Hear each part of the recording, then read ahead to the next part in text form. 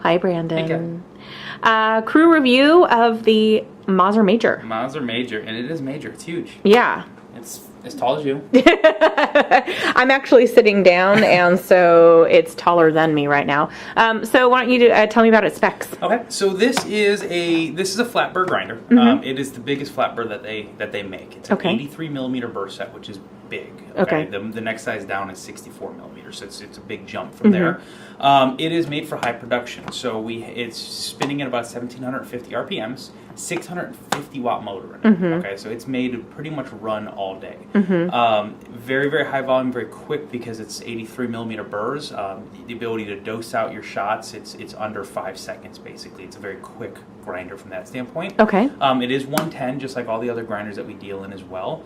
Other than that, it's a Mazzer, so it's the same dosing chamber that's on the front. It does come in an electronic version, the Type A. Okay. So if you wanted to go doseless, you could.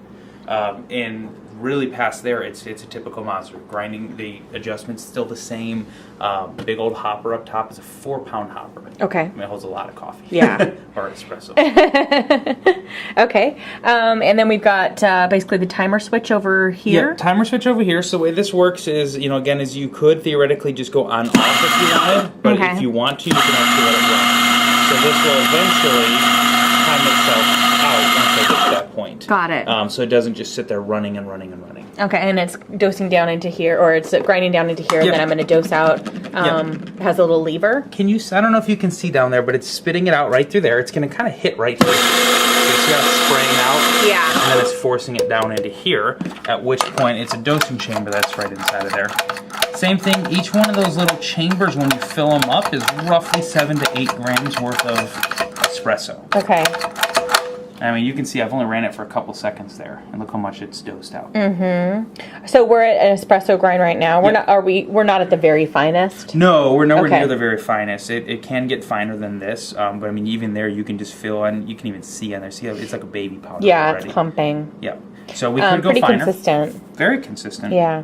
And then as far as the range you have, so this guy, you have a certain range that you set it for so that you're not like going willy-nilly. Yep. So it's got a couple things to protect that. So of course it is stepless, so I could just keep going as wide as I wanted to. Okay.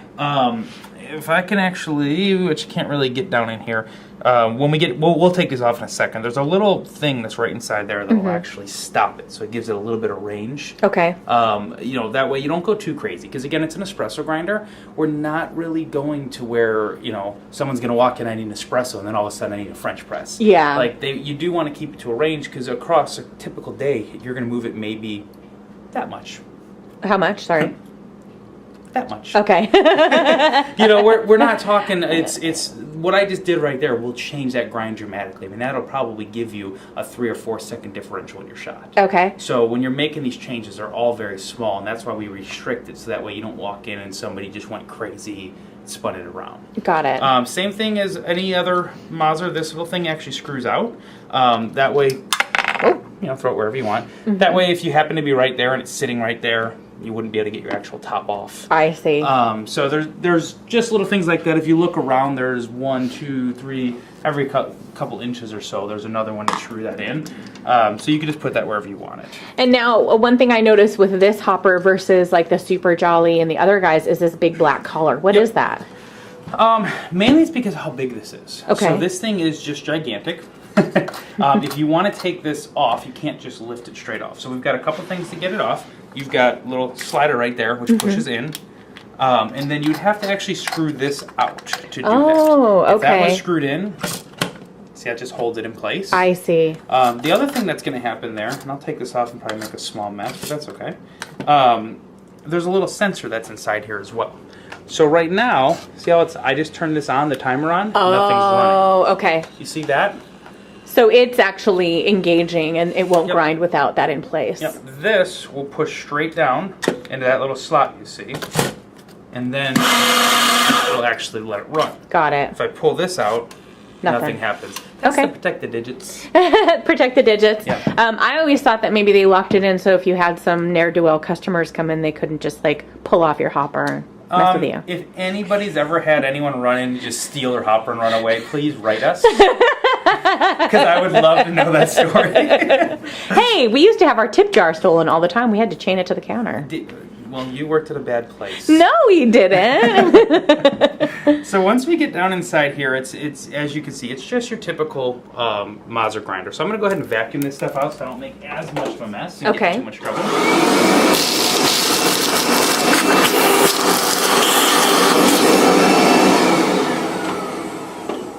Now we can actually see the whole chamber basically. So from here we're just going to go ahead coarse side.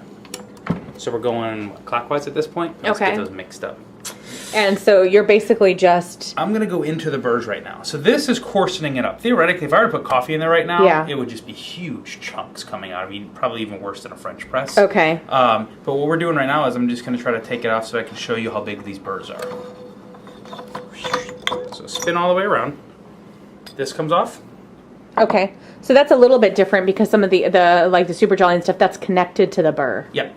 So this is separate. Okay. So this one right here is actually right there. Look how big those things are. Yeah. It's just massive. And what's that white stuff? That's just the lubricant to make sure it moves smoothly? Yeah, this is stuff that you almost never see on a grinder anywhere. This is brand new. Yeah. So we have all this little white lubricant. That's going to go away. Mainly it's when it's brand new. It's right here. We got stuff going on it. This is going down onto it right there. It's just to soften that blow. I see. No one really has that. Okay. So you can see I wish I should have brought a 64 millimeter burr set with me because you could just see how much different it is. But that 64 millimeter is going to come to like right here. It's a pretty big one.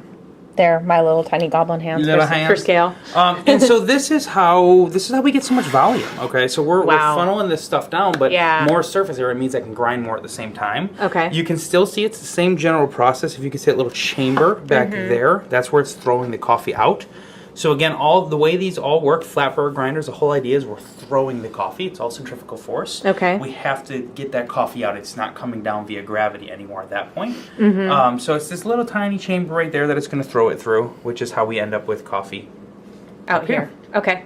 Yep. And then that's kind of guiding it to keep it from like flying out everywhere. Yeah, to keep it from spraying. You can see, especially when it gets really, really fine, it sprays out. We want to keep it below there. If we took this off, it would just spray up to the top. Okay, so this is high production environments where what kind of machine would you usually pair this with? What grade? This is going with our big ones. So our Aurelius, anything in the GB5 or FB80 or Strata from La Marzocco. Okay. Renchilio Class 9. Got it. Generally speaking, a lot of times you'll see this with two machines. Okay. Okay. This is for very, very high production. As far as flat burr grinders go, you just don't get any bigger than this. Okay, so why would you choose this over the Coney or Rober conicals?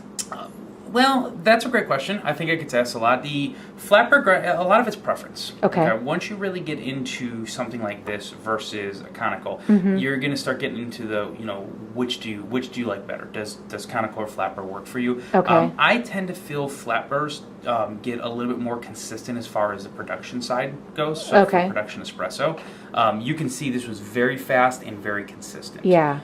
If you're using blended espressos or anything like that, flat burr grinders typically are the way to go. They're higher RPM, they're moving a little bit faster for you. A lot of people like to use conical ones, which is really the next step up from this, especially when they get in single origins. Yeah. The big difference though, this one's going to cost you about $700 less. Okay. So, I can get 2 of these for the price of 1 Rover. I see. And so again, if we're using a blended espresso, we're production cafe. We're kicking out 500 drinks a day. The Major is really much more cost effective. It's going to give you the results you're looking for. Got it. Cool. Make sense? Yes, it does. All right. Anything else you want to cover with the Mazzer Major? No, really. It's a great grinder. It's quick. It's consistent. And again, really with Mazzer, you kind of can't go wrong. It's a great brand. Cool. All right. Thanks, Brandon. Thanks, Kat.